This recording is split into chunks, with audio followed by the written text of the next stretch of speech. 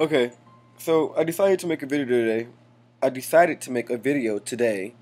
Because something's been bothering me. Well, not bothering me, but it's been on my mind lately. Um, and I'm sure it's on a lot of people's mind, and it's on a lot of people's mind constantly. But in the media, in the news circuit, there's always a negative condemnation put on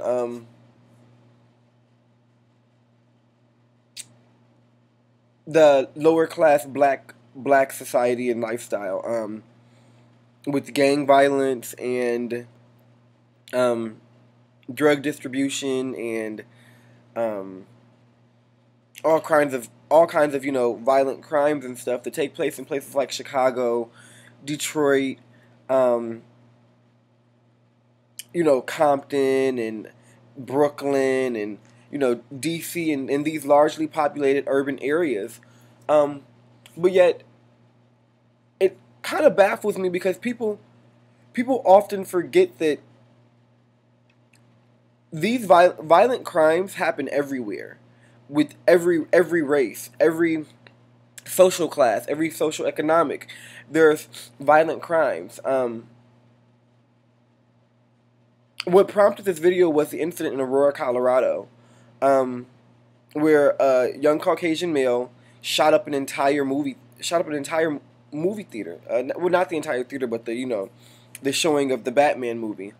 Um, and it made me think back to things like the Unabomber, things like John Wayne Gacy, Charles Manson, Jack the Ripper. Those are just to name a few. People are always throwing in in our face that O.J. Simpson got away with murder. That you know um, even with the Trayvon Martin incident, it was so touch and go because he's got videos on Facebook of him talking about marijuana or smoking weed. Need to remind you that half of your Congress does cocaine. Half of your most I can say over half of the presidents that were elected in the past 30 years at some point had a narcotic or a drug charge or a DUI on their record. But yet we treat things when it's done by a Hispanic or a black or a Hispanic or an African American like it's just the worst thing in the world. But yet we overlook all of these other crimes and indecencies that go on in America on a daily basis. Now, I'm not trying to make this a racial thing. I'm prejudiced to a lot of different classes and groups, but I'm not racist to anyone to anyone at all. But I am trying to bring awareness to the situation that we as a people, as black people, as minorities, me being black, Puerto Rican, and Native American, we as people need to stick together and start making our community more aware of what's going on in the outside world. That's part of the oppression that we're still holding on to.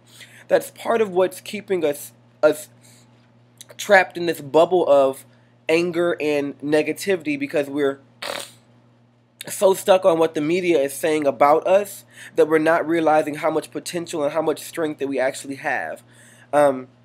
I live in a small suburb a fairly large suburb in Illinois. For the past 8 years, my suburb has been in the top 3 ranking for the #1 place to raise children and the fourth place, I think the fourth or third place for the highest economical value and wealthiest town. Um, Out here in my town, a few months back, we had a stabbing at a bar where a local college student, Caucasian male, stabbed someone and then stabbed another person, and a teacher ended up dying out here. We had a methamphetamine bust a few years back that was catastrophic. There are missing children. There are mothers who drown their kids, shoot their husbands who kill their wives. There's crime everywhere. It's not just our community. It's not just us black people. It's not just us Mexican people. And when we realize it's not just us, then we can make a conscious change to better our behaviors, and we can stop acting like it's what we're supposed to do. We can stop acting like all that they expect, all that we're good for, is gangbanging and drug usage and all these negative variables that they place on us. Like, I guess what I want this video to do is to make you think about the difference in our community and the communities that we see around us. The difference is they already view us negatively, and so they take everything that we do and they magnify it. But I want you to be aware that we're not the only ones with these issues. We're the only ones that these issues are making constant news and headlines for. So I want